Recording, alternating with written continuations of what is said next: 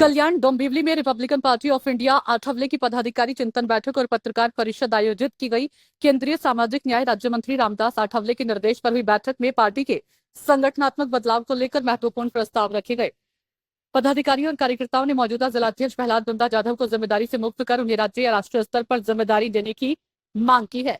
बताया गया कि 36 साल बाद कल्याण डोंबिवली को नया जिलाध्यक्ष मिलने की दिशा में पार्टी ने कड़ा कदम उठाया है। बैठक में दयाल बहादुरे, अन्ना साहब रोकड़े और बालाराम गायकवाड़ ने मार्गदर्शन दिया, तो वहीं सोशल मीडिया के जरिए पार्टी कार्यकर्ताओं में भ्रम फैलाने के आरोपों पर राष्ट्रीय महासचिव दयाल बहादुर ने एडवोकेट सुभाष अम्भोरे के खिलाफ कार्रवाई की चेतावनी दी। उन्होंने कहा कि पार्टी की बदनामी या कार्यकर्ताओं को भ्रमित करने का प्रयास जारी रहा तो कानूनी कार्रवाई की जाएगी। बैठक में करीब 250 से 300 पदाधिकारी कार्यकर्ता मौजूद रहे।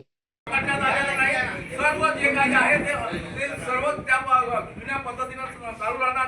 कल्याणचा अध्यक्ष असेल, डोंबिवलीचा शहराध्यक्ष असेल, ते सर्व पदाधिकारी कार्यरत राहतील आणि 1 महिन्यामध्ये त्या ठिकाणी चांगल्या पद्धतीने काम करून दाखवा। त्या पद्धतीने कार्यकर्त्यांच्या पक्षाला नक्कीच विचार करावा लागेल किती दिवस कोणाला किती कोणत्या पदावर ठेवायचं, आणि म्हणून आपण सगळेजण जमलेलो आहोत।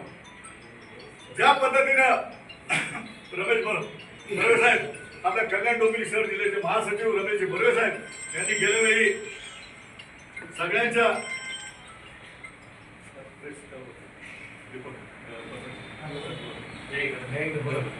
तर बर्वे साहेबांनी मागे ठाणे जिल्ह्याच्या अध्यक्षांच्या आदेशाने सर्व जेवढ्या शहर कमिटी आहेत, शहराचे अध्यक्ष आहेत, त्या सगळ्यांकडून पत्र घेतले की बाबा आम्हाला आता आपल्या कल्याण डोंबिवली शहर जिल्ह्याच्या अध्यक्ष पदामध्ये बदल हवाय, आणि हे सगळे पत्र आठवले साहेबांना दिली। आठवले साहेबांनी त्याचा गंभीर विचार केला आणि त्यांनी तसा आदेश आमचे पक्षाचे राष्ट्रीय संघटना सचिव सन्मान्य दयाल बहादुर साहेब, त्याचबरोबर अण्णासाहेब रोकडे, आमचे गायकवाड मामा, या सगळ्यांना आदेश दिला।